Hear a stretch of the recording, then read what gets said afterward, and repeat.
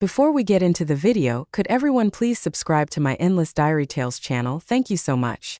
While handing out flyers, I saw my girlfriend Alicia disheveled and passionately kissing the school hunk in a sports car. When I knocked on the window, the school hunk asked her, "Who's this?" Alicia leaned against him and said, "Just a simp. If you don't like it, I'll break up with him right away." After kissing the school hunk, she didn't even look at me and turned away.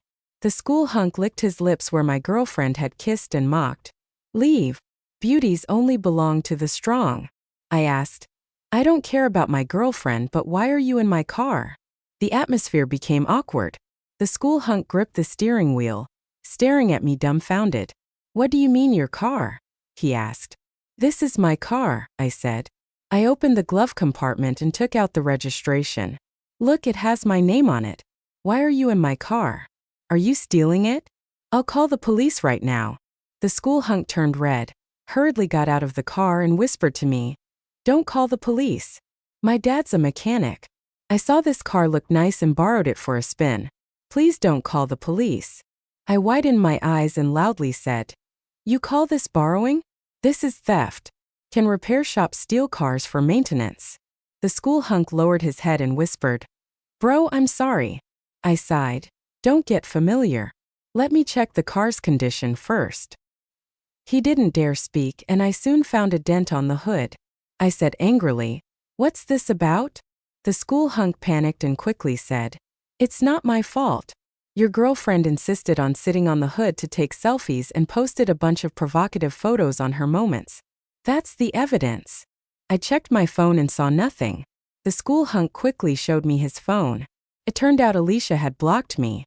Looking at her WeChat moments, I tooted, "Such bold photos. Fine, you can go back. I'll keep these photos as evidence. You both prepare for a court summons." The school hunk was stunned and whispered, "Bro, will it cost a lot?" I said, "About 100,000. In an instant, his face turned pale. The school hunk hurriedly said, "But it was her who damaged it. Do I have to pay too?" I rolled my eyes. "Don't you understand the law? You're both responsible. Your dad's work this year is for nothing." The proud school hunk burst into tears. "That stupid girl. I told her this is carbon fiber. Only high-end sports cars have it. The hotter it gets, the harder it becomes, but she couldn't wait for the car to warm up and just sat on it for selfies. My parents work so hard, and now we're screwed because of her." Impatient, I got into my car and called someone to assess the damage. I wasn't interested in watching him cry. The school hunk wiped his tears and wailed, "How come you're the rich one? Your girlfriend said you work multiple jobs handing out flyers." I said, "I don't work. I hand out flyers, but those stores are mine." I wasn't lying. Half of the pedestrian street, 72 stores, my family owns them. Handing out flyers for my family's stores, what's wrong with that? I closed the car window, not wanting to hear the school hunks crying. At this moment, Alicia texted me, "Since you saw it, let's break up. Don't blame me. Blame your parents for being losers. I'd rather cry in a Lamborghini than laugh on your bicycle handing out flyers." I fell into deep thought. Since both the Lamborghini and the bicycle are mine, should she cry or laugh? I wanted to reply, "Wait for the court summons," but Alicia had already blocked me. My God, how could she block me? Speaking of the repair costs, she owes me 100,000. Ignoring the fact that it was the girls' dormitory, I rushed into the dormitory and headed straight to Alicia's room. Fortunately, it was morning, so there weren't many people in the dorm. I arrived at her dorm room door and was about to knock when I heard a woman inside ask, "Did you really do what I told you?" Then I heard Alicia say, "Yes, I lied to him that I took the pill." The woman excitedly said, "That's a great opportunity. I calculated your period and knew you were likely to get pregnant these 2 days, which is why I told you to go on a date. Once you're pregnant, you can marry into a wealthy family." Alicia said worriedly, "What if he makes me get an abortion?" The woman replied, "As long as you're pregnant, I have ways to make him acknowledge the baby. You even broke up with your boyfriend for him. Let's see if he dares not to acknowledge it." I was really shocked that Alicia would go this far. She even wanted to marry the campus heartthrob by having his child. I wondered what her expression would be when she found out the heartthrob had stolen my car. I knocked on Alicia's door. And when she saw me, she immediately frowned. She said, "I've already broken up with you. Why are you still pestering me? I'm telling you, being poor is not a problem, but being poor and shamelessly pestering a girl is really disgusting." It seemed Alicia misunderstood, thinking I was there to win her back. There were 2 other people in the dorm, her roommates whom I knew. Before I could speak, one of her roommates said, "Can you stop hindering Alicia from pursuing her own happiness?" I was completely dumbfounded. So making out with another guy in a sports car behind her boyfriend's back was considered pursuing her own happiness. I knew this roommate. She was Alicia's best friend Eva, the one who had just urged Alicia to get pregnant. When I first started dating Alicia, she often made sarcastic remarks, saying things like a man's love for a girl depends on how much money he spends on her. Because of Eva's instigation, I had given Alicia many gifts. Now I was here to get those gifts back. I said, "We can break up, but the phone you are using is mine. You should return it to me." I didn't mention that the sports car was mine. Knowing Alicia's personality, she might shamelessly cling to me, so I had to get my things back first. Alicia immediately frowned and said coldly, "So you're such a petty person. Can't you consider my feelings?" I was speechless. "It's not that I'm petty, but you've already wronged me. Why should I care about your feelings?" Eva suddenly covered her mouth and laughed. She said, "Can't you see through this poor man's trick? Asking you to return the gift is a pretense. He really wants to make things difficult for you because he can't bear the breakup."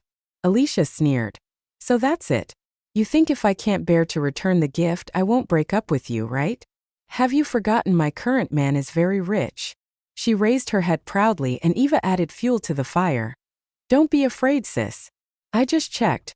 The heartthrob's Lamborghini costs millions. Buying you a new phone is nothing to him."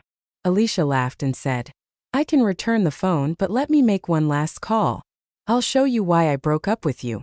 Because the gap between you and a rich man is so wide that you'll never bridge it in your lifetime." I wondered if the rich man she was talking about was the heartthrob. I remembered when I sent the car to the heartthrob's house for maintenance. His dad sighed and said making money was tough these days and what they earned wasn't enough to pay the rent.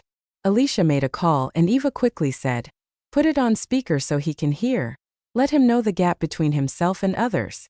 Alicia nodded and, seemingly to show off, put the call on speaker.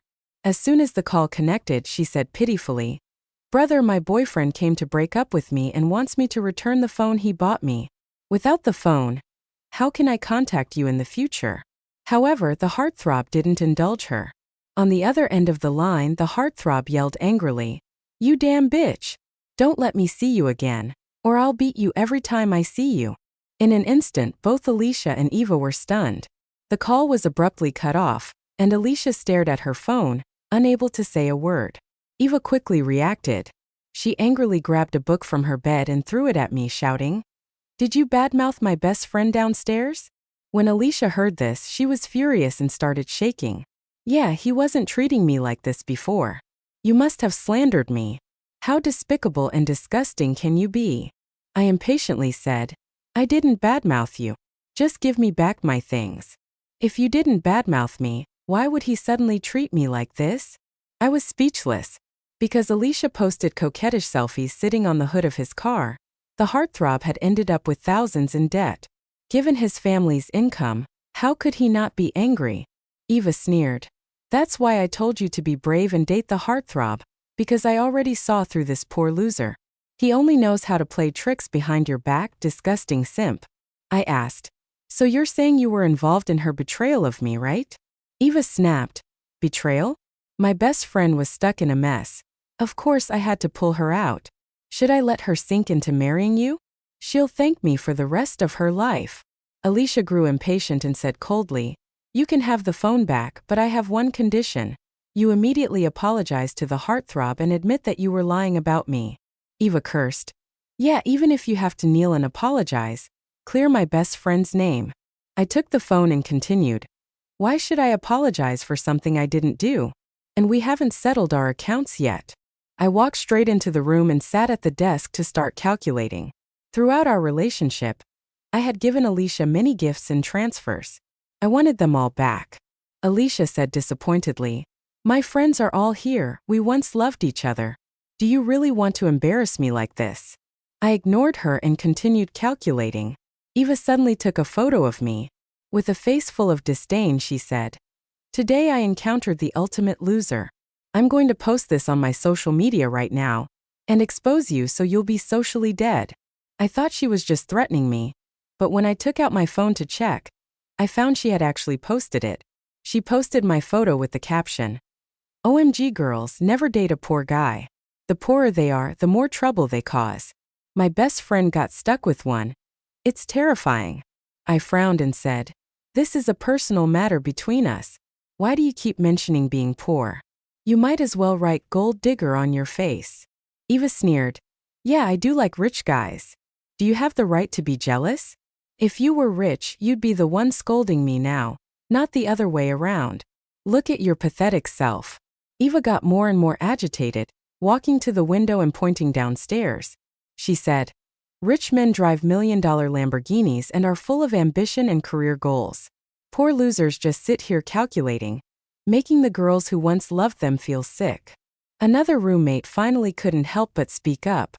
"Alicia, why don't you just pay him back? This is your fault in the first place." In an instant, Alicia's expression changed. Alicia asked, "What do you mean? Are you taking his side?" Eva sneered, "Isn't it obvious? You found a boyfriend with a Lamborghini, and she's jealous, so she purposely insults you, slanders you." The roommate's face turned red with anger. "Don't falsely accuse me. I knew this girl. She was a poor student named Lisa. Before, when Alicia wanted to show off, she had me buy desserts for everyone in her dorm, but Lisa refused to take them, saying she couldn't accept something she didn't earn. Because of that, I had a deep impression of her." Alicia sighed and said, "Lisa, I know you're poor and rely on student loans and scholarships to study.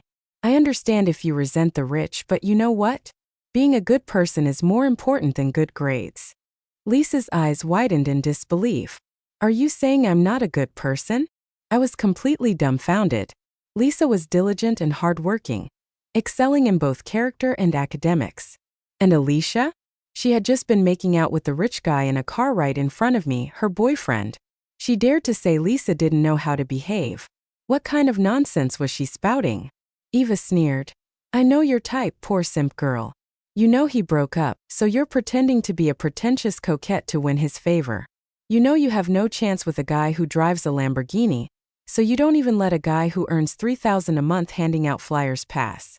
Lisa was so angry she clenched her fists and stood up. "I also work part-time as a tutor, and I earn $2,000 a month."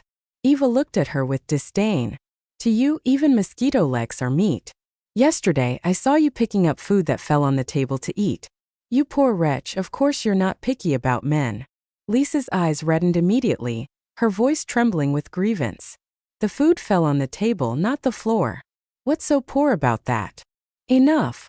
Alicia's shout interrupted us. She slammed her phone on the table and said to me, "You really embarrass me. My biggest regret is dating you. Hurry up and settle our accounts, then I can go explain to my new boyfriend." Eva quickly said, "Don't be afraid, sis. I'll go with you to explain. The rumors will be quashed, and you'll still be the little darling of a rich man." I couldn't be bothered with these two anymore and focused on calculating our accounts. Of course, I didn't include the repair costs of the sports car. I was afraid Alicia might shamelessly try to reconcile with me. In the end, I figured it out. In the year we dated, I had given Alicia gifts and transfers totaling $18,000. After doing the math, I was stunned. Dating really costs a lot of money. I only spent a few hundred a month on living expenses. I didn't realize it until I calculated it. Not only was I shocked, but Alicia and Eva were also a bit stunned. After all, they were students. Where would they get over $10,000? At first, they didn't believe it, but after checking several times, they finally confirmed my calculations were correct. Alicia looked a bit troubled. $18,000? I can't come up with that right now. Eva panicked and quickly said, "Don't be scared, sis. I'll help you pay it back. Your attitude towards this loser now will determine how the heartthrob sees you. Even if we have to borrow from loan sharks, we'll pay the money back. You need to cut ties with this poor guy to have a chance to marry into a wealthy family." Alicia was eventually swayed by Eva's words. She nodded and said, "Okay, we'll find a way to borrow it. My family mustn't know, or my parents will kill me. I didn't know what to say. If 18,000 would get her killed, what would happen when the nearly 100,000 repair bill for the sports car got sent to her house? Her parents would probably want to grind her bones to dust. Alicia and Eva immediately started contacting people to borrow money. Surprisingly, it was quite easy for them to borrow money. Classmates each gave a few hundred, lending it to Alicia. Even Alicia was amazed at how easily she could get the money. She couldn't help but say, "I have a good reputation. Everyone is willing to lend me money." Eva laughed. "It's because of your selfies on social media. You're sitting in a sports car worth millions. Of course, people are willing to lend you this small amount of money." Alicia suddenly realized. She glanced at me and said, "Do you see that? That's the true charm of a real man, making everyone admire him and lend me money, hoping to befriend him. If I were still with you, would anyone reach out to help me when I'm in trouble?" Eva sneered. "Trouble? Being with him is already the biggest disaster in life." They kept borrowing money and finally managed to collect over 8,000. But there was still a 10,000 gap. Eva gritted her teeth and said, "I know a guy from the underworld. He can lend me the money, but if we can't pay it back, it'll be terrible." Alicia asked worriedly, "What happens if we can't pay it back?" Eva replied, "Don't worry about that for now. Your new boyfriend is so rich, 10,000 is nothing to him." Eva quickly contacted the so-called underworld person, who appeared to be a professional private lender. He handed over 10,000 without hesitation. After they managed to gather enough money and returned it to me, Alicia threw the phone at me angrily and said, "Satisfied now? Get lost. From now on, we should have nothing to do with each other." I nodded and turned to Lisa, saying, "Can you come out with me for a moment?" Lisa looked at me in surprise, seemingly not understanding why I was calling her. Eva immediately sneered. "I knew these two had something going on. As soon as you paid him back, they hooked up." I felt a wave of helplessness. The reason I wanted to talk to Lisa was that she worked in the student council and had the contact directory. Since I planned to send a court summons to Alicia's family, I definitely needed her home address. Lisa blushed deeply, lowered her head, and followed me out. Eva mocked again. "You're really following him out. You only deserve Alicia's leftovers." Lisa was almost in tears. "I don't have any such intentions." Eva cursed. "Pretentious coquette. Keep pretending. No wonder your family is so poor. It's genetic. Look at you trying to please even a guy who hands out flyers. You're so undiscriminating. It's clear what kind of people your parents are." Alicia looked at us with disdain and sneered. "Good thing I broke up with him. This useless man is all yours. Let me give you a word of advice. A whore and a dog, may they last forever." I led Lisa out of the dormitory and into the hallway. Lisa whispered, "I only spoke up because I was angry. Don't read too much into it. I just want to study hard. I don't have the intentions they said." I nodded. "I know. You have to get scholarships and work as a tutor. You don't have time for romance." Lisa asked curiously, "Then why did you ask me to come out?" I said, "I know you have the contact directory. Can you give me Alicia's home address?" Lisa immediately panicked. "What do you plan to do? Don't do anything reckless." She seemed very worried and even grabbed my hand in her anxiety. Lisa looked into my eyes and said seriously, "We may be poor, but we have dignity. Others are at fault, but don't ruin your future because of their mistakes." The atmosphere grew silent, and I didn't know how to respond. Did this girl think I was planning to go down with Alicia's family? Lisa then realized she had grabbed my hand in her haste. She quickly let go, blushing. "You're hardworking and determined. You deserve a better life. I believe that in 10 years, Alicia will regret her choices." I said, "It won't take 10 years. I've already had the dealership assess the damage. If her family lives in the city, she'll regret it soon." Lisa was stunned and asked what I meant. I said the sports car downstairs was mine. She stared at me dumbfounded. I explained everything to Lisa. She was speechless again. It wasn't until I showed her the car registration that she believed it was true. When Lisa went to get the contact directory, she walked as if in a daze, probably thinking she was dreaming. Soon she sent me Alicia's home address. Surprisingly, it was just a few kilometers from the dealership. What a coincidence, right? I called the dealership. and they told me they'd deliver the damage assessment within 10 minutes. Wait, I suddenly remembered. Alicia had given me back her phone. How would I contact her for debt collection later? I decided to temporarily return the phone to her. I went back to Alicia's dormitory. When she saw me return, she asked irritably, "Why are you back?" I said, "I know you don't have a phone. You can borrow this for a couple of days." Eva immediately clutched her chest, pretending to retch. "I'm going to puke." I was right. This simp is doing it on purpose, trying to play this on again, off again game with you. Alicia snapped. "Do you really take me for a fool? Can you stop pestering me? You're embarrassing me in front of my friends." Just then Eva's phone rang. Eva took out her phone and said, puzzled, "Alicia, why are your parents calling me?" I was taken aback. The dealership works fast. It seemed Alicia's parents couldn't reach her, so they contacted Eva. Alicia took the phone and asked, "Mom, what's wrong?" This time Alicia didn't put the call on speaker, but her mother's yelling was loud and clear. "Don't call me Mom. Do you know how much your father and I make? You've ruined us." The sudden scolding left Alicia stunned.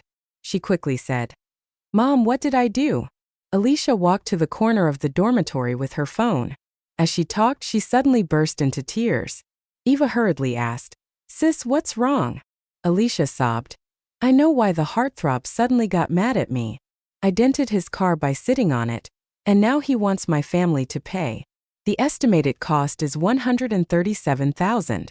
Where is my family going to get that kind of money?" Eva was equally stunned. "How is that possible?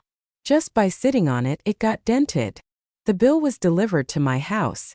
My mom said she took a picture of it and sent it to me. She told me to check my phone." Alicia couldn't even stand. She sat down on the bed in a daze. Eva bit her lip and said, "Don't panic. I might have a solution." Alicia asked, "What can you do?" Eva said, "At this point, we need to see if you're pregnant. If you are and you're carrying his child, would he really dare to ask you for the repair costs?" Alicia immediately nodded. "Right. Even if he doesn't care about me, he has to care about the baby. Right?" Eva said excitedly, "If he dares to ask you for the repair costs, go make a scene at his house." Alicia sighed deeply. "I initially wanted to use the baby to marry into a wealthy family. Who knew it would only end up covering repair costs?" Eva consoled her. "Hundreds of thousands isn't a small amount. Your parents would need 2 years to earn that. And who says you can't marry into a wealthy family? Maybe his parents will insist on you getting married, and not only will they cover the repair costs, but they might even gift you a car." I wondered if I should remind Alicia, out of past affection, about her getting pregnant with the heartthrob's child. It certainly wouldn't exempt her from the repair costs. I started to speak. But before I could say anything, Alicia shot me a venomous look. She walked over, snatched the phone from me and said, "Don't say a word. Get lost. I don't want to hear your voice. I'm already in a bad mood." Eva also snapped impatiently, "Yeah, can you get lost? We're trying to figure out how to calm the heartthrob down." I awkwardly said, "How about you read the documents first?" Eva yelled at me, "Get lost, loser. We have nothing to talk to you about. If you keep pestering Alicia, we'll accuse you of harassment and see you in court." I nodded. Since she said that, fine. After all, we were going to see each other in court anyway. Alicia had already picked up her phone and sent a voice message to the heartthrob. "Please come downstairs to my dorm. I want to talk to you. Please." The heartthrob quickly replied, and she played the voice message. I heard the heartthrob's voice. "Sure, you slut. I want to talk to you too. Come down now." Alicia put down her phone and worriedly asked Eva, "With that attitude, will he really forgive me?" Eva said, "Go down and beg him. I'll go with you." Eva helped Alicia up and glared at me. "Get out of the way." I ignored her and turned to leave the dormitory. Just as I was about to go downstairs, Lisa returned. Alicia and Eva walked past Lisa, heading in front of us. Seeing me, Lisa quietly asked, "Will you make Alicia pay a lot of money?" I said, "I won't extort her. She should pay what she owes, but I'm thinking." Lisa asked, "Thinking what?" I said, "It seems like they're begging the wrong person. Won't it be awkward?" When we got downstairs, the heartthrob was already there. The most noticeable thing was the slap mark on his face. He was standing by the roadside, crying and wiping his tears. If I'm not mistaken, he must have told his dad about what happened and received some fatherly love. Alicia and Eva were dumbfounded at the sight. Eva said, "Seriously? With all the money his family has, he needs to cry like this?" Alicia said, "Maybe he really loves that car. When I went on dates with him, he always took great care to protect it." Eva sighed. "They say a car is a man's second wife. It must be true." I rolled my eyes. "I don't treat my car like a wife. And why wouldn't he protect it? It's my car." Alicia quickly approached him, looking pitiful. "Baby, let me explain." "Explain to your grandfather, you bitch." The heartthrob finally couldn't hold back his frustration. He rushed forward, grabbed Alicia's hair, and slapped her hard across the face. Neither Alicia nor Eva expected the heartthrob to hit her. Eva hurried over to try to break it up while Alicia, feeling wronged, said, "Baby, hit me if you're upset. It's my fault. I'll never do it again. Can I make it up to you for the rest of my life? I don't need your compensation." The heartthrob was so angry he started punching Alicia in the face. As he continued hitting her, both Alicia and Eva realized something was seriously wrong. The students watching were all shocked. Just a moment ago, Alicia was stepping out of a sports car admired by everyone. Now, in front of all these people, she was being beaten by the heartthrob who had her by the hair, punching her face repeatedly. Eva shouted anxiously, "You're hitting her too hard. She's a girl." The heartthrob hit so hard he knocked out one of Alicia's front teeth. Alicia, missing a tooth, covered her mouth in disbelief and spit out some blood. She quickly bent down to pick up the tooth, crying out, "Stop hitting me. My tooth is knocked out. Eva, go get some milk." I nodded and said, "Smart. If you put a knocked out tooth in milk quickly, there's a chance it can be reattached." Lisa turned to me, saying incredulously, "Are you taking pleasure in this?" I said, "How could I? We were in love once. Seeing her like this makes me sad too." Lisa asked, "Then why are you smiling?" I said, "I'm just naturally cheerful. People who smile often tend to have good luck." During this beating, Alicia finally remembered me. Covering her mouth, Alicia cried out to me, "You're really not a man. Look at how badly I've been beaten and you still won't help me." I replied seriously, "You just told me not to harass you or we'd meet in court." The heartthrob, who seemed overwhelmed earlier, finally noticed me when I spoke.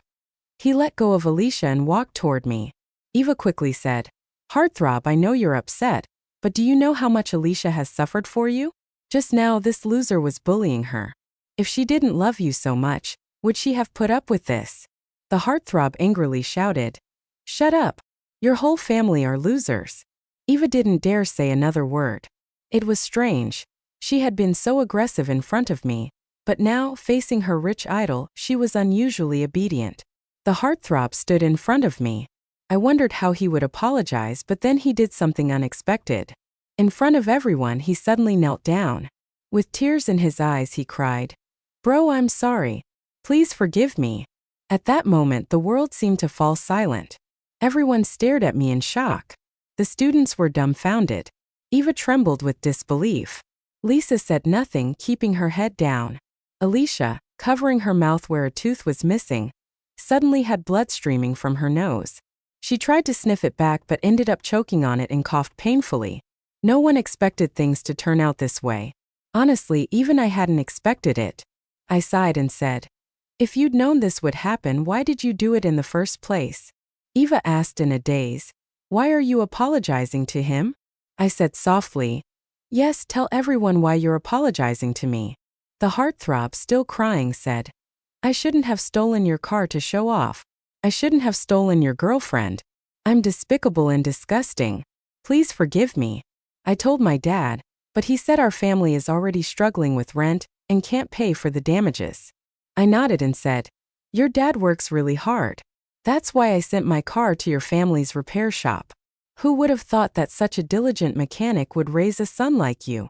The heartthrob broke down. "I'll never do it again. If you can give us more time to pay, I'll do anything you ask."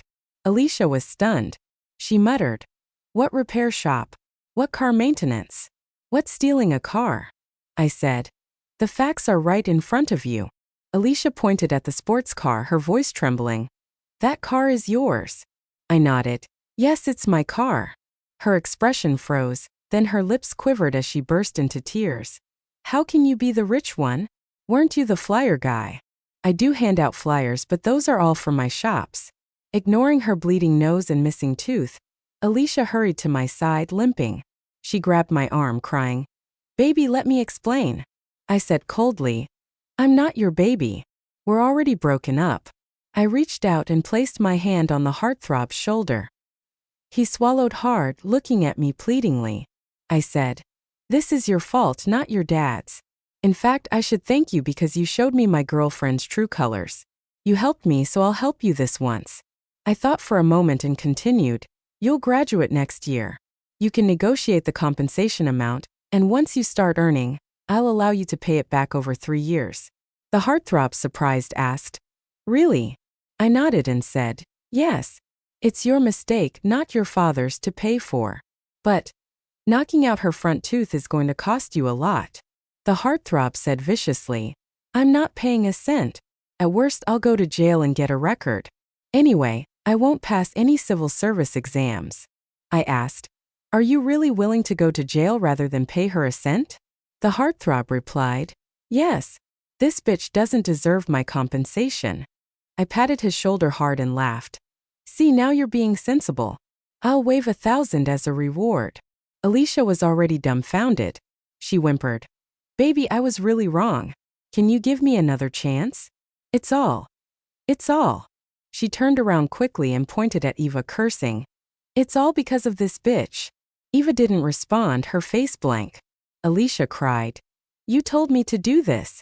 I loved my boyfriend so much. Why did I fall for your tricks? I was tired of watching her drama.